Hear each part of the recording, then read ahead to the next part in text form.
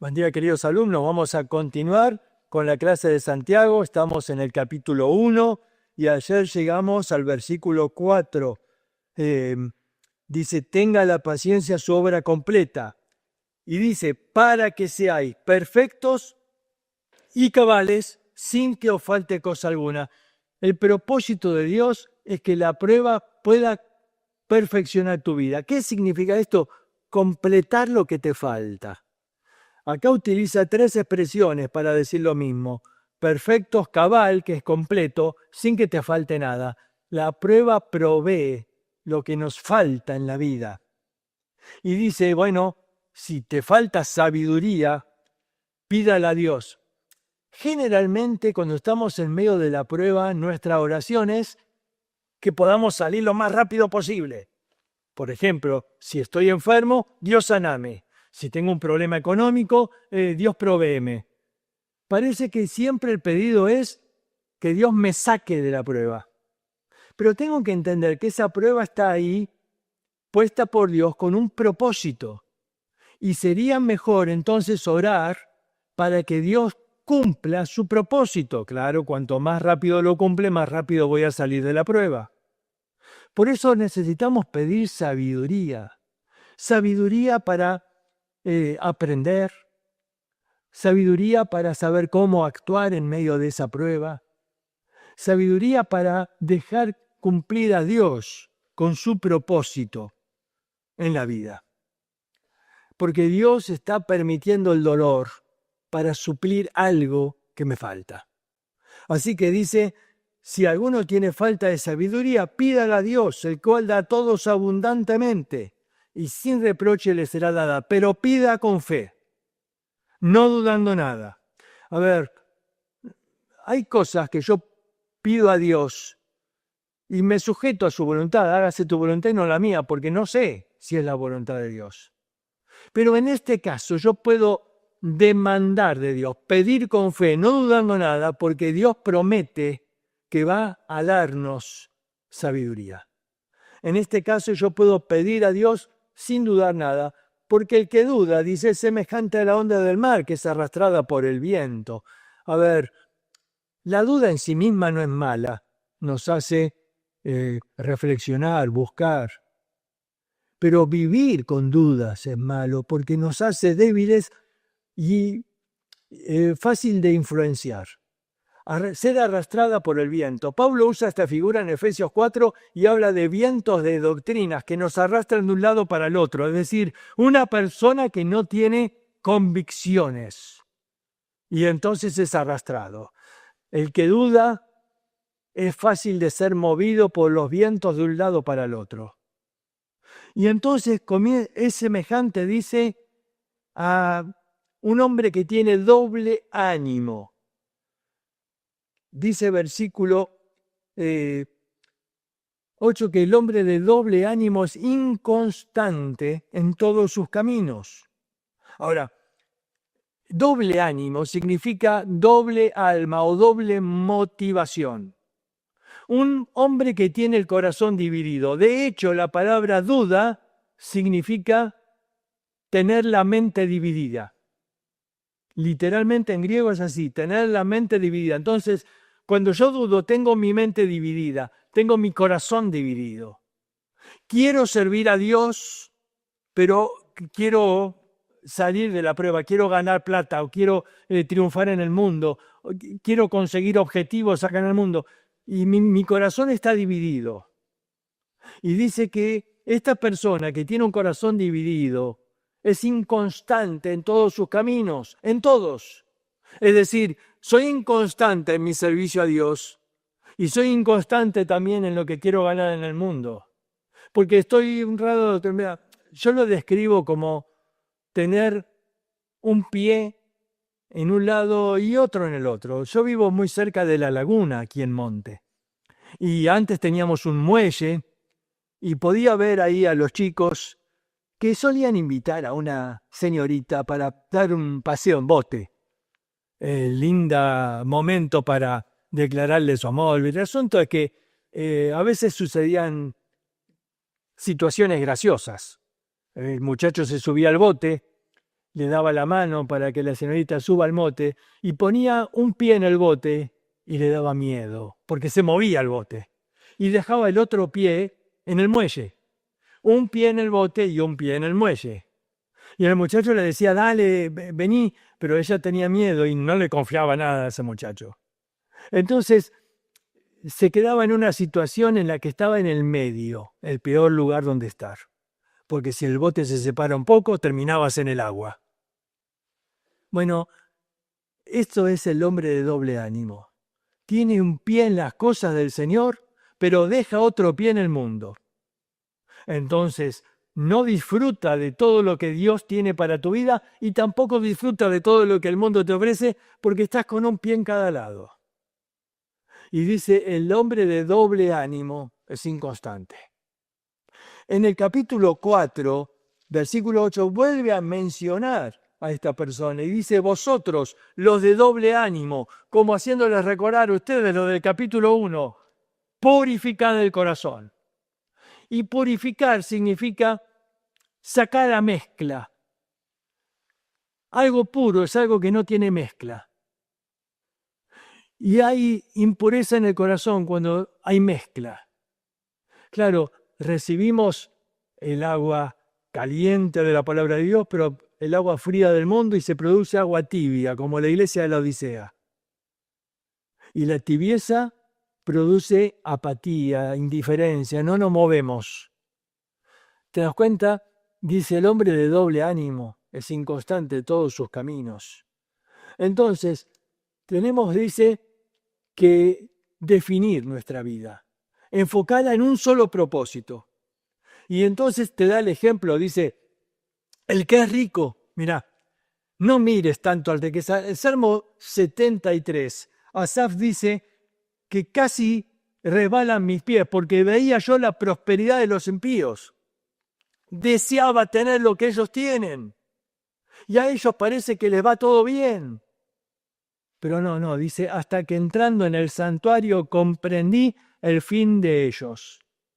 Hasta que entré en la comunión con Dios y me di cuenta que lo que ellos disfrutan ahora es por un poco de tiempo y se acaba.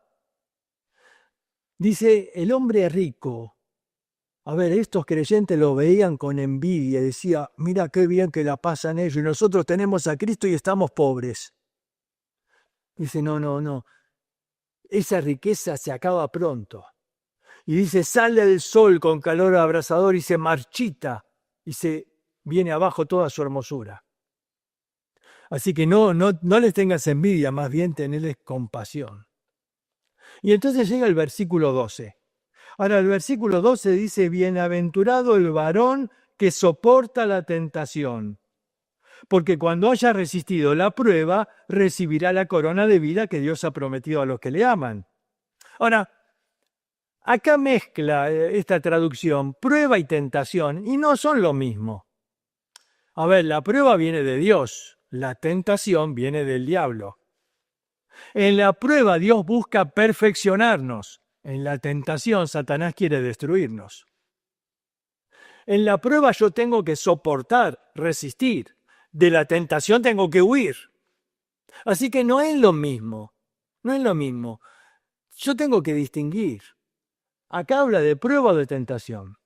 Porque la palabra tentación acá es la misma palabra que se traduce peirasmos del versículo 2, esa que dijimos probar para ver lo que hay dentro. Es que en realidad Satanás también quiere ver lo que hay dentro del corazón, pero con un objetivo diferente. Dios quiere ver lo que hay dentro del corazón para purificarnos. Satanás apela al pecado que hay en el corazón para que salga luz y para que se manifieste y gobierne la vida. Así que la misma palabra, peirasmos, se puede traducir prueba o tentación de acuerdo al contexto, de acuerdo a si Dios es el que lo está haciendo o si Satanás es el que lo está haciendo. Así que cuando está esta palabra yo tengo que discernir, ¿habla de prueba o habla de tentación? A ver, veamos este versículo 12. Bienaventurado el varón que soporta la tentación. ¿Te parece que está hablando de tentación? Yo creo que está hablando acá de prueba, porque la palabra bienaventurado es la palabra feliz, súper feliz. El varón que soporta la tentación, no. Yo no soy llamado a resistir y soportar la tentación, aguantarme las ganas de no pecar. Miren, muchos tienen la imagen de que la vida cristiana es una vida de sufrimiento por no poder pecar. No. La vida cristiana no pasa por eso. No es una vida de sufrimiento por no poder pecar. Yo no soy llamado a sufrir soportando la tentación del diablo. No. Tengo que huir de la tentación, como de una serpiente que me quiere morder. Huye. No estoy ahí resistiendo a ver cuánto aguanto sin que la serpiente me muerda. No. Entonces, acá la palabra es, soy feliz cuando soporto la prueba. Porque cuando resisto esa prueba, cuando haya sido aprobado, recibiré la corona de vida. A ver, no hay un premio para aquel que no peca. No es que como un padre que dice a su hijo, mira, yo te pongo acá frente a esta serpiente. Si aguantás 1 hora sin que te muerda, te doy un premio. No, jamás haría un padre algo así. Dios no nos expone al pecado. Por eso después, versículo 13 va a decir, Dios no tienta a nadie. A ver, este versículo, si lo leemos en la versión de las Américas, dice así, bienaventurado el hombre que persevera bajo la prueba, porque una vez que haya sido aprobado, recibirá la corona de vida que Dios ha prometido a los que le aman. La corona de vida es el premio para el que sufre en esta vida por persecución, por problemas, por la causa de Cristo. Así esta corona está prometida también en Apocalipsis a la iglesia de Esmirna, que estaba sufriendo de la cárcel y la persecución, y dice, sé fiel y Dios te dará la corona de vida. El concepto acá de corona no es de reinar, es una corona para el ganador de una prueba en las Olimpiadas. La palabra griega estéfanos, que hace referencia a la corona de laureles. Dice, es el premio prometido por Dios. Ahora, acá hay un premio entonces para aquel que soporta fielmente las pruebas, porque cuando haya sido aprobado, Dios lo va a premiar. Ahora, después sí va a haber un cambio de tema.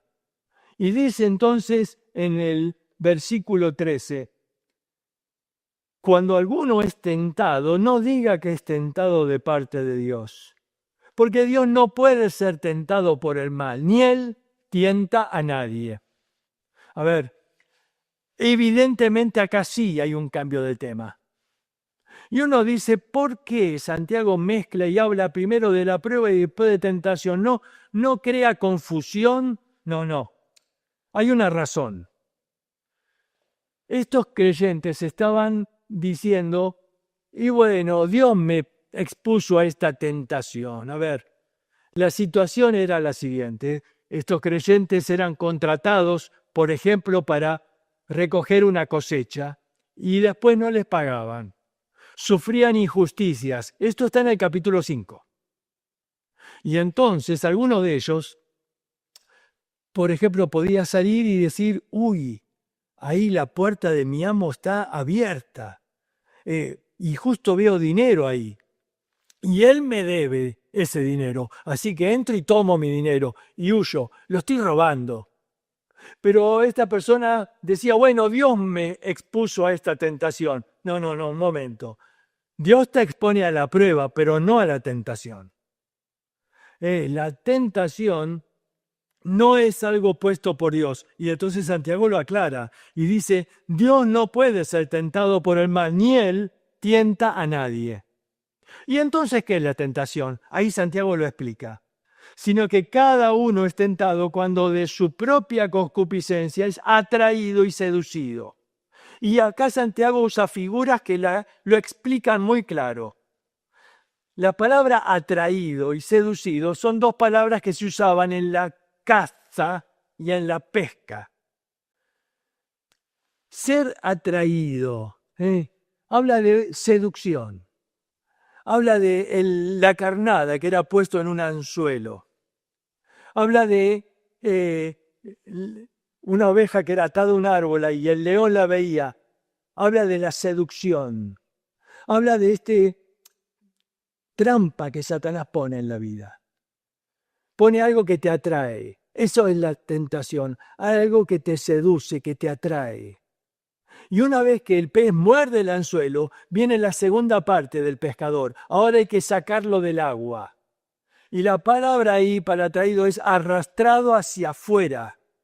Es decir, él te seduce y una vez que te engancha, te arrastra hacia afuera. ¿Hacia afuera de dónde? De la voluntad de Dios para tu vida.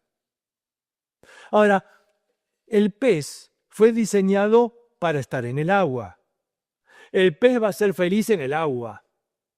Y el creyente fue diseñado para estar en la voluntad de Dios. Y vas a ser feliz dentro de la voluntad de Dios. Pero Satanás quiere arrastrarte fuera de la voluntad de Dios.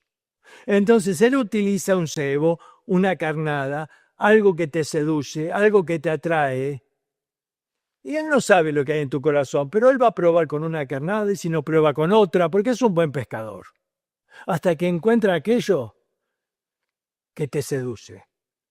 Y cuando estás dando muchas vueltas alrededor de esa carnada como el pez, en algún momento vas a morder. Y ahí el diablo te arrastra fuera de la voluntad de Dios. Ahora, Santiago no menciona a Satanás acá, no hace falta. Pero sabemos que si alguien puso una carnada en el anzuelo, ahí atrás hay un pescador, Si alguien ató la ovejita en el árbol y tapó el pozo con ramas para que no se vea, hay un cazador ahí. Alguien colocó la trampa. Satanás es llamado, en otras partes de la Biblia, el tentador. Así que él es el que está poniendo ahí esa tentación. Ahora, la tentación no es pecado. La tentación es la seducción. Jesús fue tentado y él no pecó. Dice en Hebreos capítulo 4 que él fue tentado en toda nuestra semejanza, no igual, porque él no tenía naturaleza pecaminosa, pero a nuestra semejanza, pero sin pecado. Ahí lo aclara. Así que la tentación no es pecado, pero ceder a la tentación sí lo es. ¿Y cómo explica esto Santiago? Con el próximo ejemplo. Ahí dice, entonces la concupiscencia, después que ha concebido, da a luz el pecado. Y el pecado, siendo consumado, da a luz la muerte. A ver, utiliza otra figura ahora, otro ejemplo, el de la concepción y el nacimiento. Hay un momento de la concepción. El esperma se une con el óvulo y se produce una concepción. Pero todavía no se ve el bebé. No, hay un tiempo que crece internamente hasta que por fin se manifiesta y se da a luz. Bueno, Santiago usa este ejemplo para hablar, así funciona la tentación.